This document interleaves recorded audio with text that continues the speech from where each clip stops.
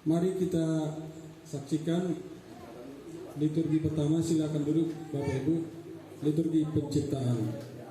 Ayo anak-anak setelah Ibu. Ayo saudara.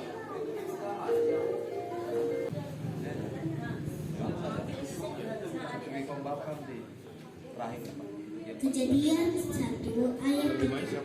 Berfirmanlah Allah, jadilah terang, dan terang itu jadi.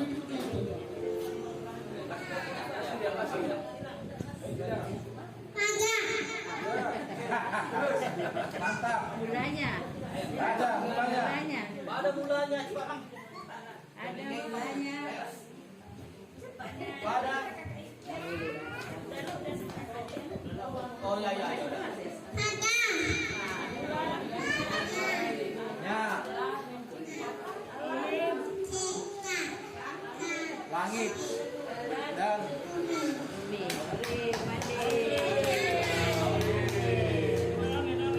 ini belum ini. Udah tadi. Udah. Kejadian 1 ayat 2. Bumi belum berbentuk dan kosong. Dan itu berkata kepada perempuan itu, tentulah Allah berfirman, semua pohon di dalam taman ini jangan kamu makan buahnya, bukan? Kejadian 3 ayat 2 sampai 3. Lalu sahut perempuan itu kepada ular itu, buah pohon-pohon di dalam taman ini boleh kamu makan, tetapi tentang buah pohon yang ada di tengah-tengah taman, Allah berfirman, jangan kamu makan ataupun merabah buah itu, nanti kamu mati. Kejadian 3 ayat 4 sampai 5. Tetapi ular itu berkata kepada perempuan itu, sekali-kali kamu tidak akan mati, tetapi Allah mengetahui bahwa pada waktu kamu memakannya, matamu akan terbuka dan kamu akan menjadi seperti Allah, tahu tentang yang baik dan yang jahat. Kejadian 3 ayat 5. Perempuan itu melihat bahwa buah pohon itu baik untuk dimakan dan sedap kelihatannya. Lagi pula pohon itu menarik hati karena memberi pengertian. Lalu ia mengambil dari buahnya dan dimakannya, dan diberikannya juga kepada suaminya yang bersama-sama dengan dia, dan suaminya pun memakannya. Kejadian 3 ayat 7 sampai 8. Maka terbukalah mata mereka berdua dan mereka tahu bahwa mereka telanjang. Lalu mereka menyimpan daun pohon ara dan membuat cawat.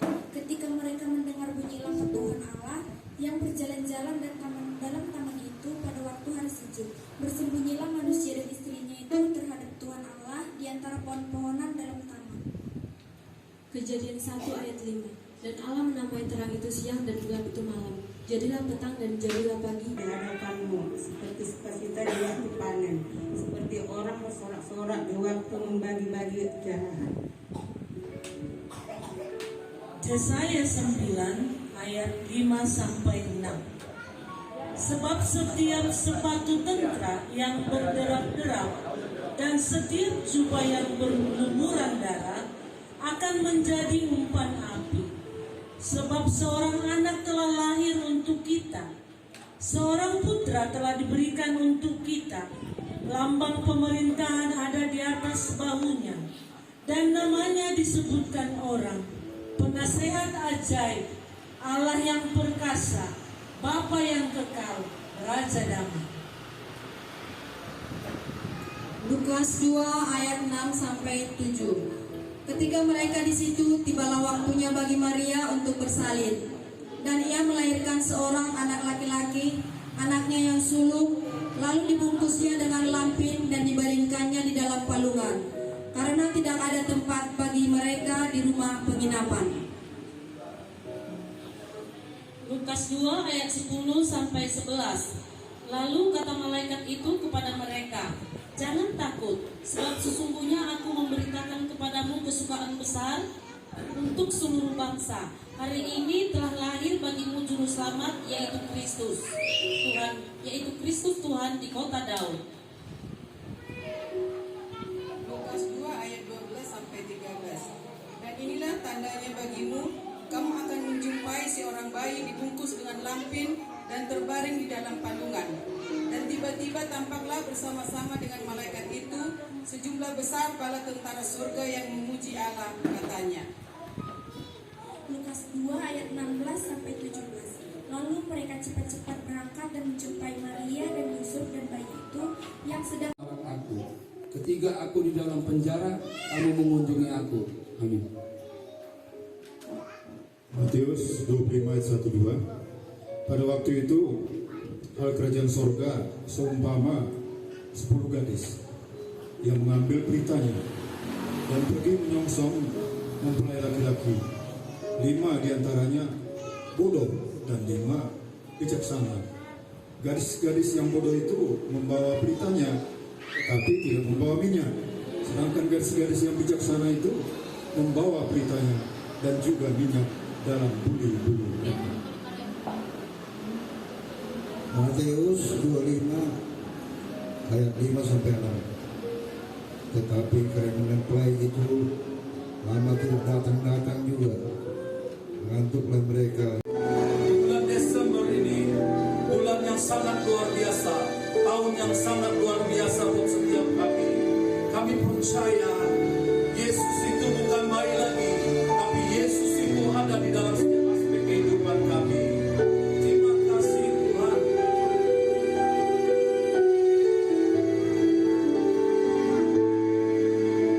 Saat ku tak melihat jalanmu, saat ku tak mengerti rencana, namun tetap ku pegang janjimu. Pengharapan hanya padamu.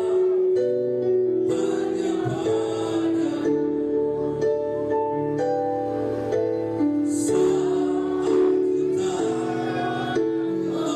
melihat jalanmu, saat ku tak mengerti rencana, namun tetap ku pegang janjimu. Pengharapanku hanya sambil kita angkat tangan katakan, hatiku berjalan. Tuhan Yesus, Tuhan Yesus, hatiku berjalan.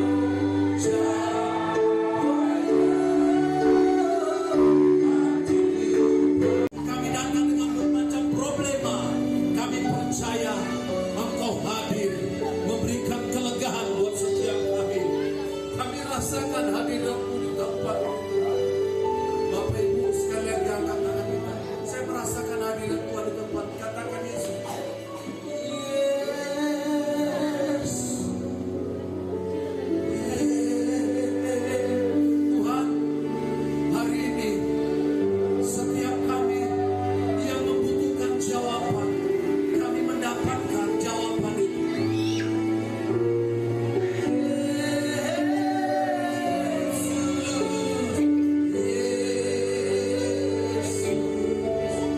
Kau segalanya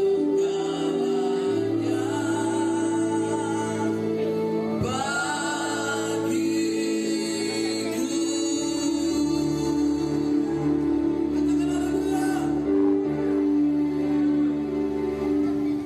Bapak, terima kasih. Firman yang dahsyat, firman yang diurapi, karena kami tahu firman-Mu adalah palu, bagaikan palu yang menghancurkan kebenaran. Firman-Mu bagaikan api yang membakar setiap kami. Firman-Mu adalah tulisan yang hilang nyala, bermanfaat untuk mengajar, menyatakan kesalahan. Kasih Tuhan, tepuk tangan bagi Tuhan kita. Amin. Jadi cerita ini sangat menarik sekali, saudara. Bagaimana ketika malaikat Gabriel di bulan ke-6 itu datang kepada siapa? Kepada Maria. Saya percaya Gabriel adalah malaikat yang menyampaikan pesan pewahyuan. Ada 3 malaikat, saudara. Pertama malaikat Gabriel, yang kedua adalah malaikat Mikael, yang terakhir adalah malaikat yang sudah bersesat. Saudara ngerti maksud saya? Adalah Lucifer. Saya nggak bicara di hari ini.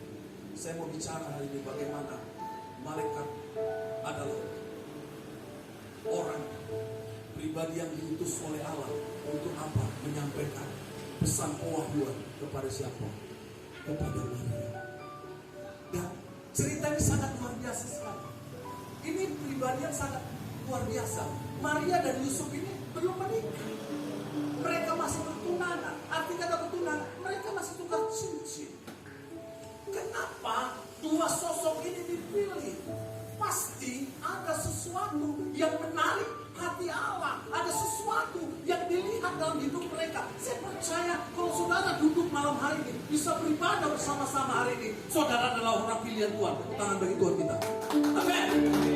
Banyak orang terpanggil, tapi sedikit yang terpilih. Tapi hari ini ada pesan Tuhan secara profetik saya ingin sampaikan. Saudara ini adalah bagian seperti Yusuf dan Maria. Nah, saya lanjut lagi. Kenapa diutus malaikat Gabriel? Untuk apa? Untuk sampaikan pesan. Dikatakan ayat 18 begini. Kelahiran Yesus Kristus seperti berikut. Pada waktu Maria, ini Lukas, saudara Lukas, maksud saya Lukas 2. Kami berdoa buat Natali Tuhan. Saat ini Tuhan dia ada demam. Kami percaya di dalam nama Tuhan Yesus. Engkau adalah Allah Tuhan yang mampu melakukan segala perkara. Karena itu kami berdoa Bapa di dalam nama Tuhan Yesus. Engkau sembuhkan segala kuasa-kuasa, roh penyakit yang ada di tubuhnya. Kami tolak dan kami usir dalam nama Tuhan Yesus. Supaya dalam suasana Natal ini, Natali bisa merasakan sukacita yang daripada Tuhan. Terima kasih Tuhan yang baik. Kami percaya Natali sudah sembuh. Amin. Bapa yang kami sembah di dalam nama Tuhan Yesus, Engkau melihat anakmu berkat tampung ulang tahun. Dia begitu rindu Tuhan untuk datang kepada Tuhan. Karena dia tahu Tuhan sumber kesehatan ada padamu. Karena itu kami berdoa Bapa buat dalam nama Tuhan Yesus, dia saat ini sekarang lagi batuk Tuhan. Sembuh. Karena itu Tuhan